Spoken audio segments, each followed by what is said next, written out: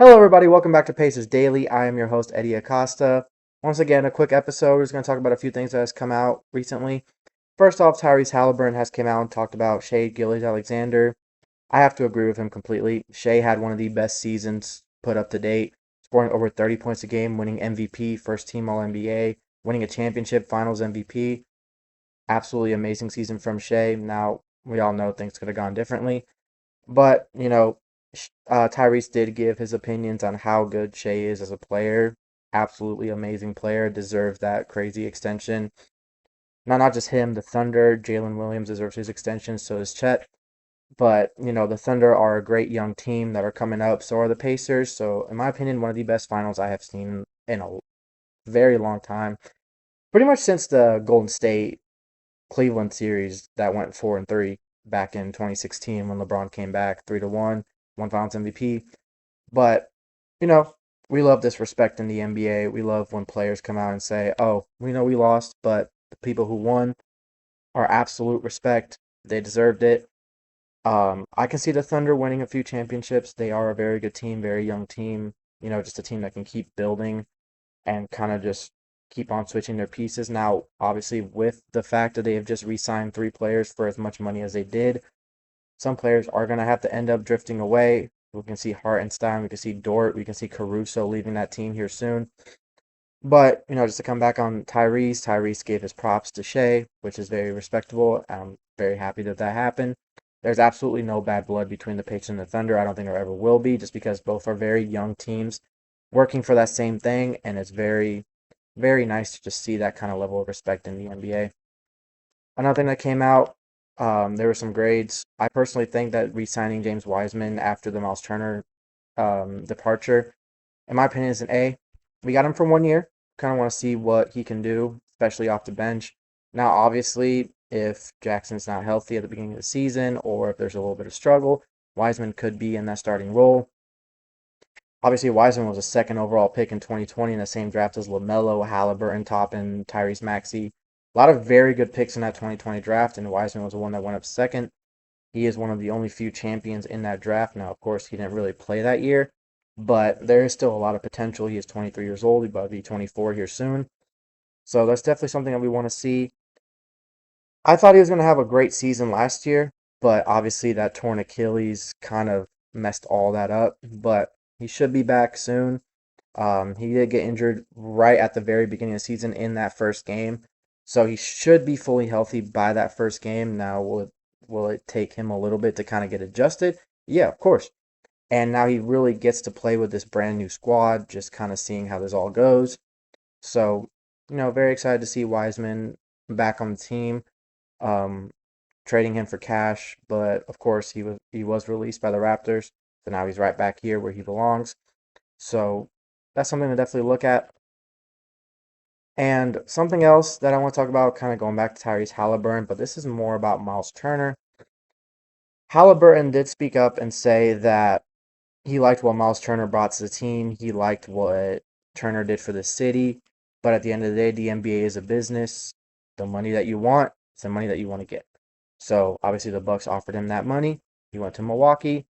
There's no hard feelings there at the moment, of course, but obviously when that rivalry kicks in, we already know that's going to be crazy. Now, one thing that I will say is it's going to be very interesting to see how the Pacers react to a home game. So whenever the Bucks come to town, at least 2 times next year, there might be some booing, there might be some cheering. It all depends on how the Pacers crowd wants to react. Now, I know the Pacers crowd. I'm in that crowd a lot. I can see them booing. I personally don't think I'm gonna boo as loud as other people. Will I boo a little bit? Most likely, yeah. But I kind of want to keep my feelings in. But you know, I wish Myles Turner the best of luck. Not exactly the Bucks in general, but I do wish Myles Turner luck. Now I have seen how people opinionate about Myles Turner and just what he was as a player.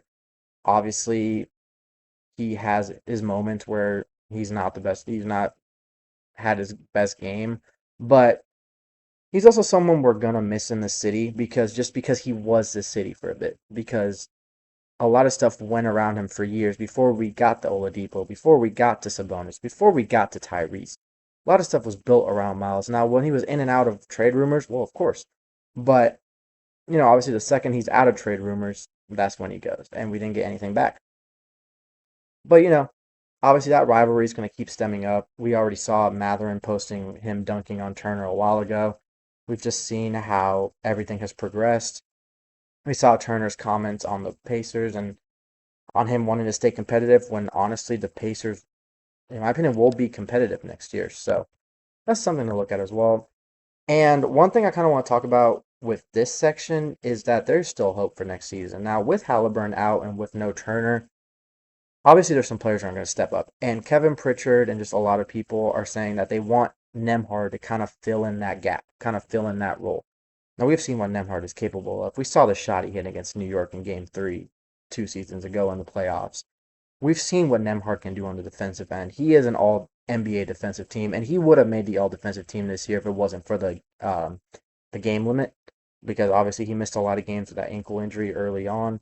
But he's someone that can step up, and obviously I've talked about Matherin, I've talked about Siakam, I've talked about Isaiah Jackson, I've talked about Neesmith.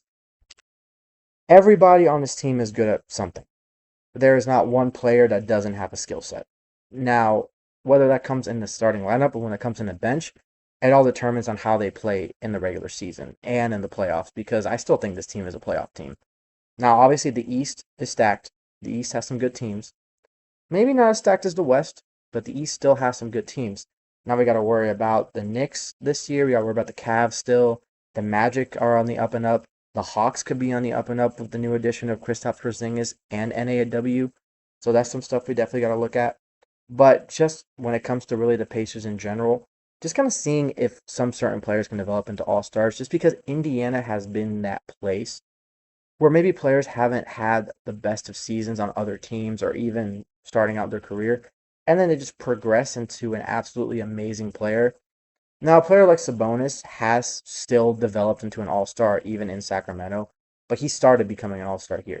Oladipo, once he left, those injuries just kept on piling on. He wasn't really the same after he left, after that amazing 2018 season that he had. And obviously players like TJ Warren have been kind of out, has been kind of out of the league. He has been signing 10-day contracts. Um, Darren Collinson retired after his stint. So there's just been a lot of players that have kind of peaked in Indiana, and I still think that's what could happen. Now, players like Nembhard, Neesmith, Toppin, they're all still pretty young. They're all about to hit their primes here soon. So just seeing how they can kind of develop. We could see Toppin and McConnell in six-man conversations next year. We could see Neesmith and Nembhard in all defensive team conversations. We could see Matherin and Siakam. Obviously, Siakam's going to be in all-star conversations. We could see Matherin in all-star conversations. So that's just other stuff to look at. But as always, I'm Hery Acosta. This is Pacers Daily. Boom, baby, and go, Sirs.